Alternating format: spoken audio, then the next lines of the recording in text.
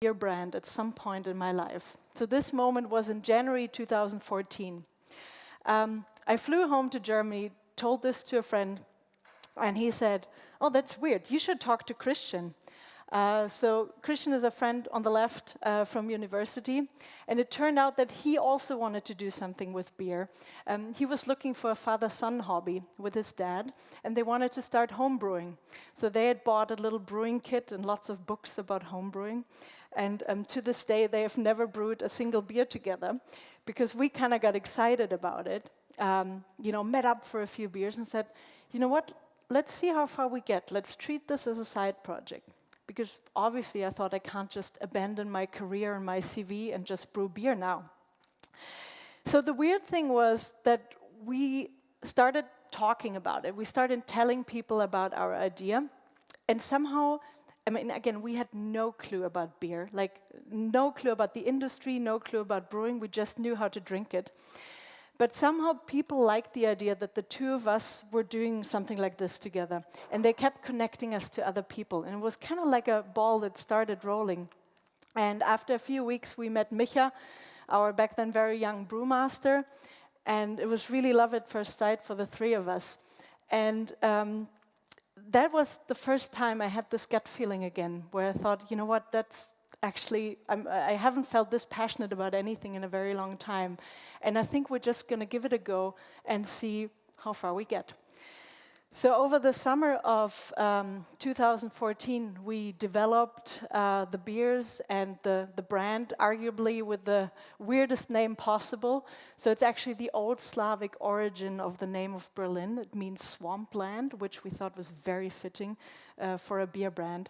And don't worry if you don't know how to pronounce it. That changes throughout the course of the night and with the number of beers. We just say BRLO, like Berlin. But there are all these different variations out there, which kind of adds to the fun and the mystery. So in November 2014, we had the first 2 beers out. Now we have 7. And what was interesting was that it was exactly the right timing. So at that time, the media was already talking a lot about craft beer, but bars and restaurants actually were lacking completely behind. So if you looked back then at the brewing scene in Berlin, you had maybe like 8 to 10 bars that were serious about craft beer, and all the existing brewers, and there were already quite a few, but they were all kind of circling and revolving around the same few bars and trying to sell to these bars. And we said, you know, instead of kind of trying to get a small piece of that cake, we just have to make the cake bigger, you know. And we were one of the first brands, or first beer brands that kind of said we need to get new customers. So we really just loaded our trunk full of beer, made a list of cool bars, restaurants, and Spätis, drove around Berlin and started selling it, and it worked surprisingly well. So at that point, we didn't have our own brewery yet. What we did was we started renting empty capacities in existing breweries around Berlin, so basically the sharing economy of craft beer. And for us, that was very good because we could start in a lean way. We didn't need a lot of investment, and we could see how people actually liked our beers. But we always knew that we wanted to have our own brewery and also a little tap room or some sort of gastronomy with it, because for beer, you really need to create a home. You need to give people a place where they can experience it and see where you work and where you craft your beers. So in 2015, in summer, we came across an empty plot of land right in the middle of Berlin at Gleisdreieck. Really exciting space, right next to a very popular park. You have 2 subway lines crossing, so it feels very urban, almost like you're in Brooklyn. And we really, really fell in love with this space. The problem was there was a huge drawback. It was owned by a private real estate company, and there was going to be huge construction at some point. So we already knew there was going to be 5 big office buildings, and we knew that at some point we would have to leave. We just didn't know when. But we also liked this idea of staying flexible, of not having to plan 10, 15 years ahead, of getting, I don't know, like a huge industrial hall somewhere in the middle of nowhere where we can grow our brewery. But we said, this is exactly the right spot for us, for our brand right now, and who knows what's going to happen in a few years, and we can stay flexible. So this is why we decided to build our entire brewery and restaurant out of upcycled shipping containers. And to be honest, it was incredibly risky. First of all, we didn't know how long we could stay at this location. Like, we did have a rental contract, but basically the clauses in there were so vague, they could have kicked us off at any point in time if they really wanted to. Second, we didn't know how much it would cost. We were sitting in a room full of architects and specialists for about 5 months, and 5 months they couldn't tell us how much this building would cost, because nobody had ever constructed something at this complexity with containers, with a full brewery and a full restaurant in there. So just a little spoiler, it's not cheaper than constructing regularly, but it's flexible. And third, we didn't actually know if it would work. We had never done gastronomy before as well. We didn't know if this place would actually attract people. But we thought, well, we have never done beer before, and that worked okay until now, so let's just try it.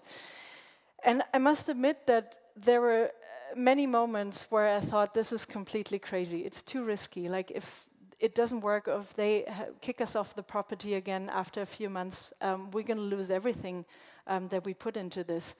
But then we looked at each other and we said, if we stop this now, after all these months of hard work and heartache that we put into this, is there anything that excites us as remotely as this? And the answer was no. Like, it would have been just empty afterwards. So that was the moment when we said, Augen zu und durch, like, just go for it and don't look back. And that's what we did. So this was the first container that came. It was rusty, it had dents in it, in all colors, and I could never imagine that this would actually be a building at some point where people would like to go and have a beer.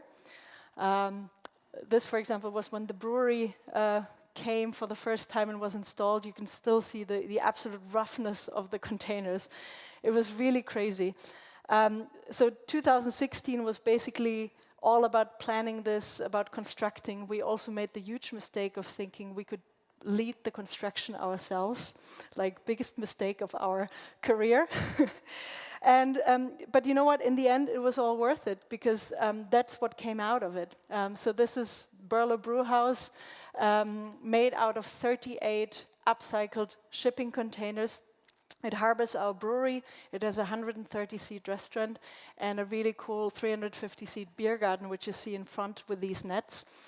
And yeah, I mean, it's a really magical place. This is the inside. Like, I would have never thought that we can create so much atmosphere inside containers. You can see the brewery through the bar. You can see where the people work and brew your beer and prepare your food. So one person was really instrumental in us also doing this and venturing into gastronomy, and that was Ben Pommer, who is a very gifted chef, and who we met in the process because he was actually pitching for the same spot at Gleisdreieck, and the owner said, you two should talk, I think this could fit. And it really did, so Ben came on board as a partner, and when we thought about how do we shape this, you know, what kind of concept do, we thought about brewhouse gastronomy.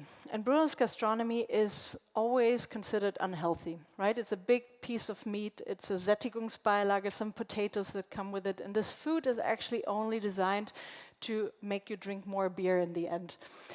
And we thought, I mean, our beers are so different, and we treat beer as such a different concept. We want to show the varieties of it. Like, we don't have to do the same type of food. We're not in Bavaria. We're already weird with our building and our name and our beers, so we could do something else. So Ben came actually up with the idea to become the first vegetable-focused brewhouse. So we do beautiful vegetable dishes that are smoked, that are fermented, done in a salt crust, that fit amazingly well to beer. You can share everything, you know, you have a full table full of plates. Don't worry, we also serve meat, but it really is the conscious side dish for us. I don't know if this concept would have worked anywhere else, but in Berlin, again, I think it was the right concept at the right time.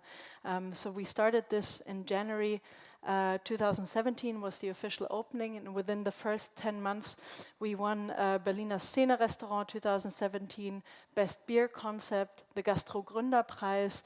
We actually also won some architectural prizes, with the building. So this was really the most incredible and wild ride throughout the months. And BRLO Brewhouse for us, this place at Gleisdreieck really is a platform. We want to have a platform of collaboration. First of all, the craft beer scene is very collaborative, which is very unique. All the brewers know each other, they work together, they brew together, market their beers together. So it's very open, based on sharing. So we want to get brewers in, we want to get foodies in, and really create new things together. And I think, I truly believe that beer connects people. It's really a connector. It's one of the most beautiful products. Everybody has an opinion about it, no matter who you talk to. Even if they don't like beer, they have an opinion about it. And I think that's why it works so well. I just want to show you a few things that we also do with BRLO. So for example, last September we did the first craft beer hackathon, where we had about 60 developers spend a weekend at our brewery working on, bringing analog craft beer problems, trying to solve them, working on sustainability issues, working on collaboration between the craft brewery scene. So this was very exciting, and I hope we're going to do it again. This is very dear to my heart, so we do art editions. This was with Katharina, who's very famous. We raised over 20,000 euros for charity. And the last one, I don't know if you know Run the Jewels, the hip-hop band. So we did a CBD-infused hemp pilsner for them, which was really cool. And I had to hand-deliver the first bottles to them for their concert in Brooklyn, which was a very tough job, as you can imagine.